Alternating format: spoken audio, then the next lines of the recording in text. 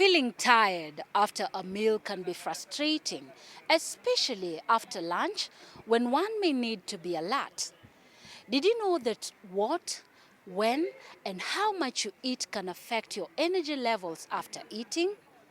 My name is Gloria Milimu, and on this episode of Health Digest, we look at post lunch dip and how you can prevent it.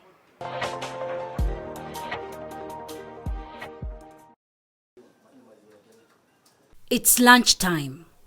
You are seated at work, hammering away at the keyboard, or bent over some machine in a factory, or you are tilling away furiously in your farm, or even driving up country to check on your family. Suddenly, you get that nagging feeling of an empty stomach that tells you that you need to take a break for a refill. You are most likely to obey your body by taking a break to dig into your favorite meal. With your tummy full, you head back to work, looking forward to a fruitful afternoon full of energy and a dash of swagger. However, a few minutes later, the opposite happens. You start feeling groggy. Your energy levels plummet.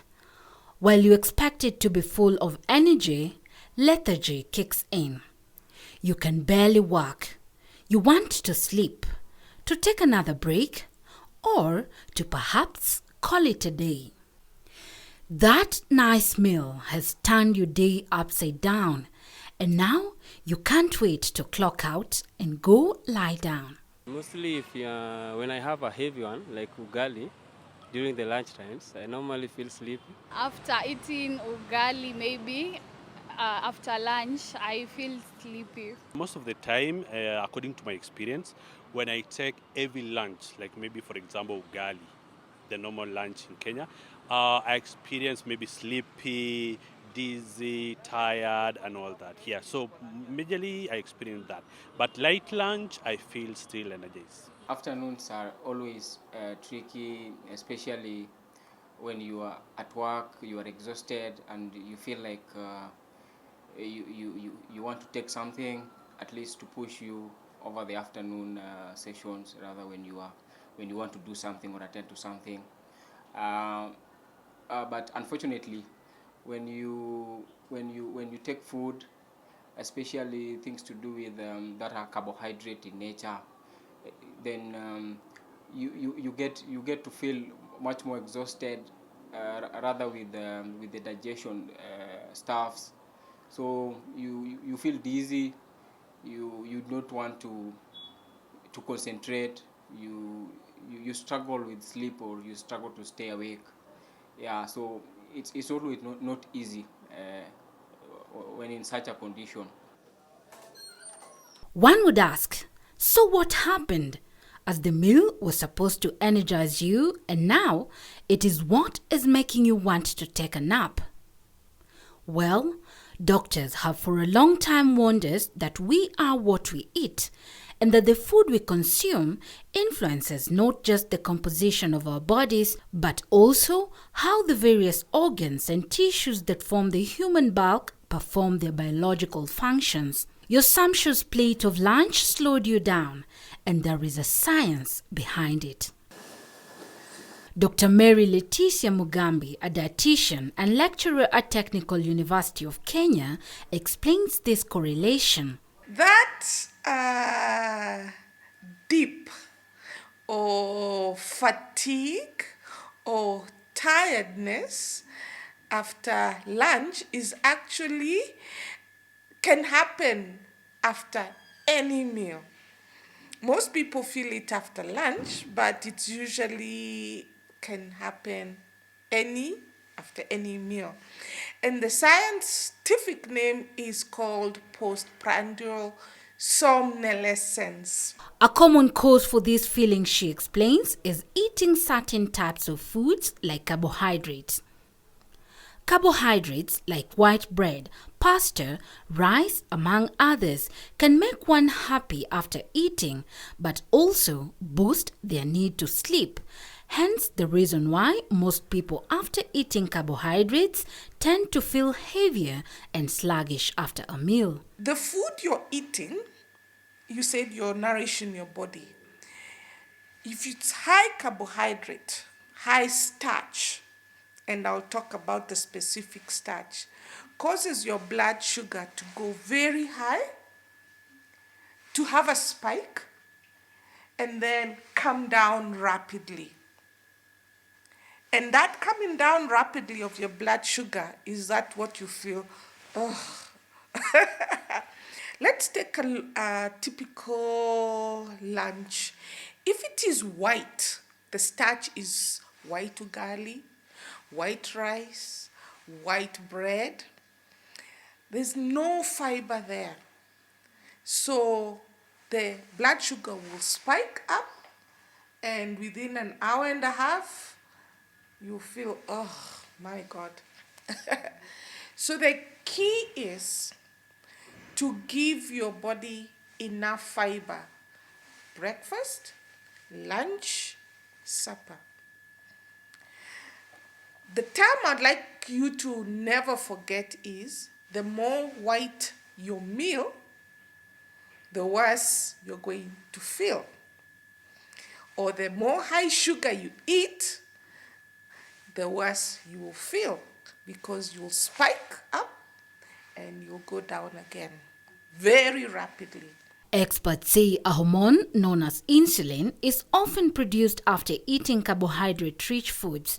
Whereas this hormone produced in the pancreas may be helpful, its excessive production, however, may cause an essential amino acid known as tryptophan to move into the brain. This leads to increased melatonin and serotonin, two known sleep regulators. Fiber-rich foods, on the other hand, slow down the absorption of sugar into the body, which means they don't cause blood sugar spike. The key to avoid this is to make sure whatever you eat at your meals, one, is of high fiber, whole grain. Now let's take your typical breakfast. Instead of white bread, get your whole wheat bread, or I'll call it brown bread. Most people hear brown bread, they say, okay. But whole wheat or whole grain or mixed grain. Instead of a sugary cereal, white sugary cereal, go for your whole grain, Weetabix, oats. You get the picture? Instead of your white porridge made of white ugali flour, maize flour, mix in some millet, some sorghum. What are you doing here? We are adding fiber so that your blood does not spike up with glucose or sugar and then come down again. Let's go for your lunch. Typical lunch, white ugali sukuma wiki. Instead of your white ugali, take some sorghum, take some millet, mix in with your ugali flour, makes it brown. Or if your pocket allows you, eat brown ugali, made of millet, sorghum. That way your blood sugar does not spike, it comes and goes down again. Okay. Pocket, times are hard.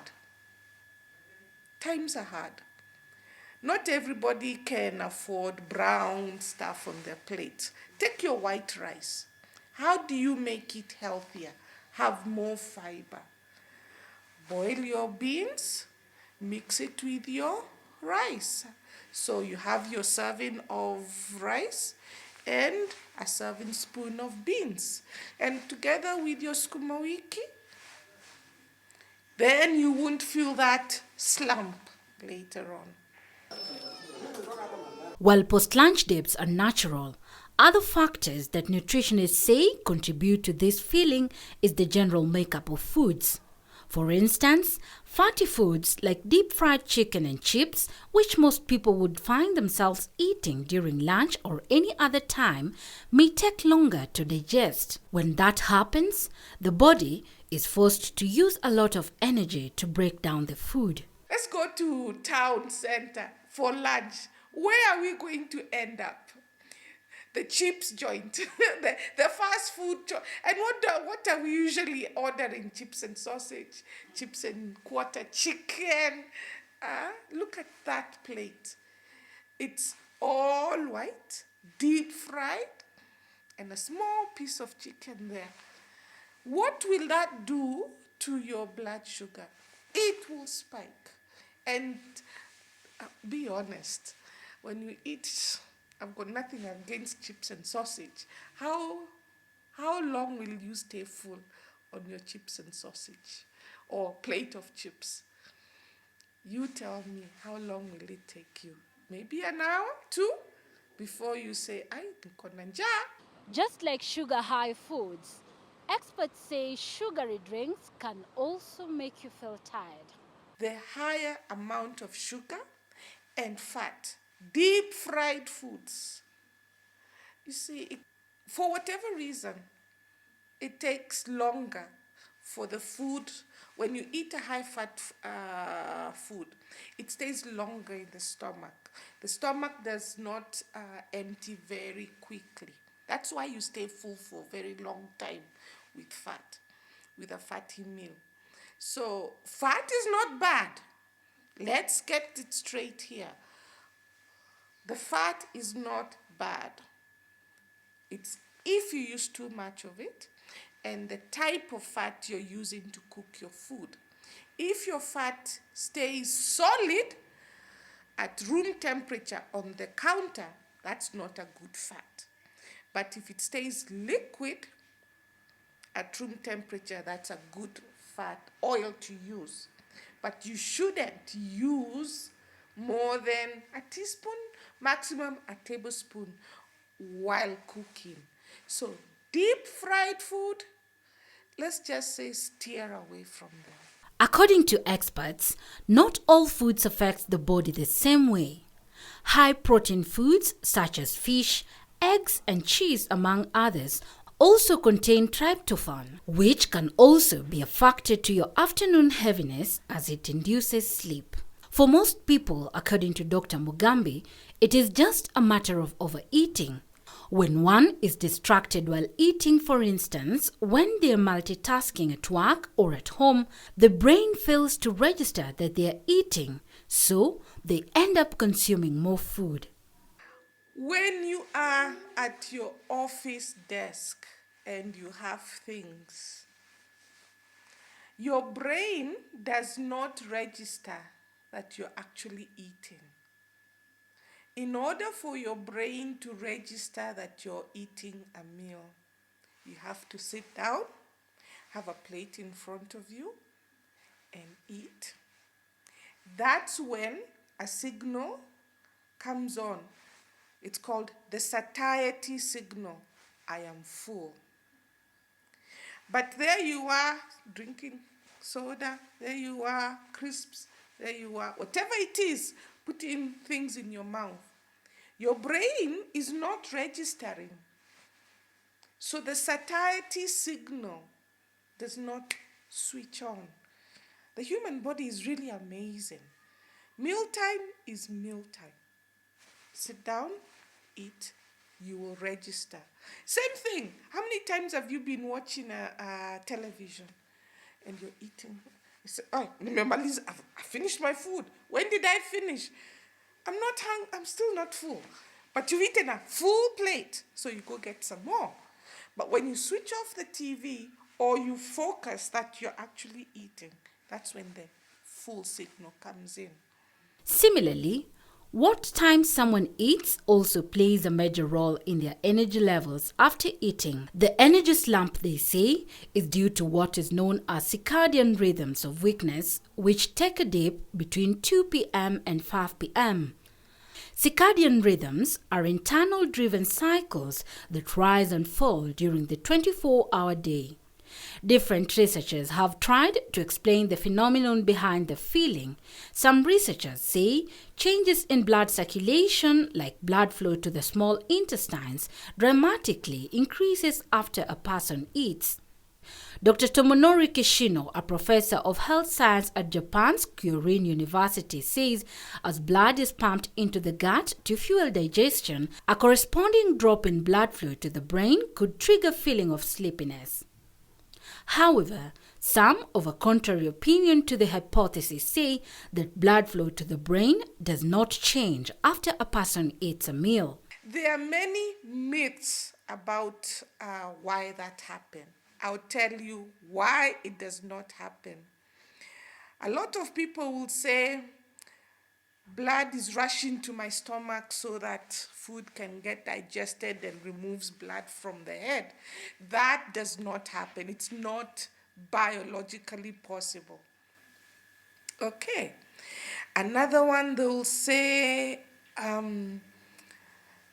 that I've eaten so much, I'm taking so much energy to digest. Let's just tell you the truth. It's all about what you have eaten.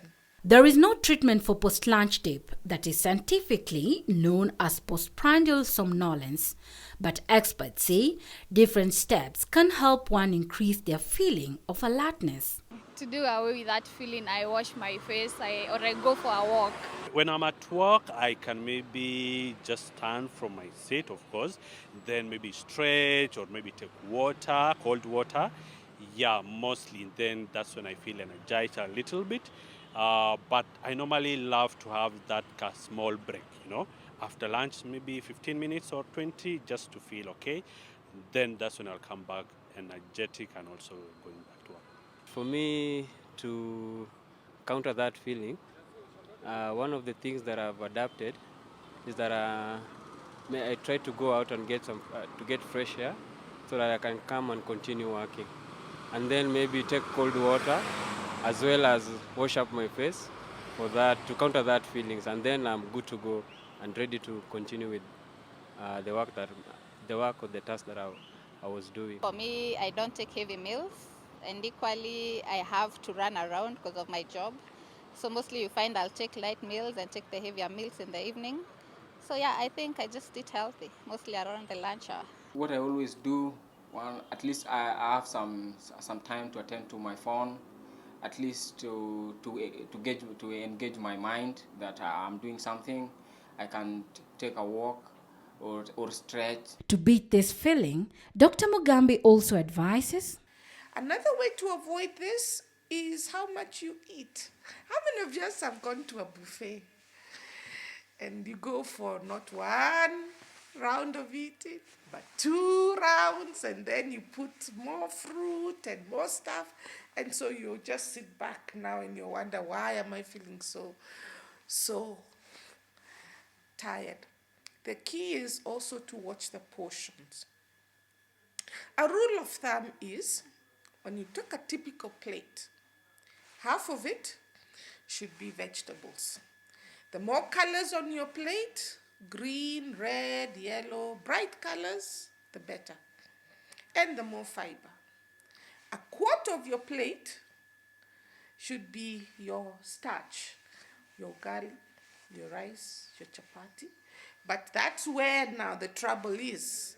If you put too much ugali and white, then you will spike up. The last quarter of your plate is your protein. Protein foods can be the ones that build the body: chicken, fish, meat, anything. All right. Or if you're a vegetarian, green grams known as dengu, your lentils, kamande. Makes sense. So the more colors on your plate, the more fiber you have, the more nutrients you have, more vitamins, more minerals. Okay, and certainly no spiking. Makes sense? Last but not least is hydration. The more hydrated you are, the better your body. That's how you avoid that after meal slump. More fiber. Now, not nutrition related, but health related. Everyone needs to move. So, yes, after even a lunch meal in your office, don't just sit there. Stand up, do some stretches. If there's no space, go out to the car park or walk. The point is walk around, move your body. And not for a long time, 10 minutes. 10 minutes. That's all it takes to re-energize yourself. Whereas a bowl of fruits, juices, or even a glass of milkshake may appear to be a better alternative for some, nutritionists say this will not meet all the nutrients one may require, hence the need to have a proper meal. Overall, no one wants to yawn the afternoon away or miss out on important activities after a meal. Therefore, looking out for what you eat, when, and how much will help you remain energized throughout your day. Gloria Milimu, KTN News.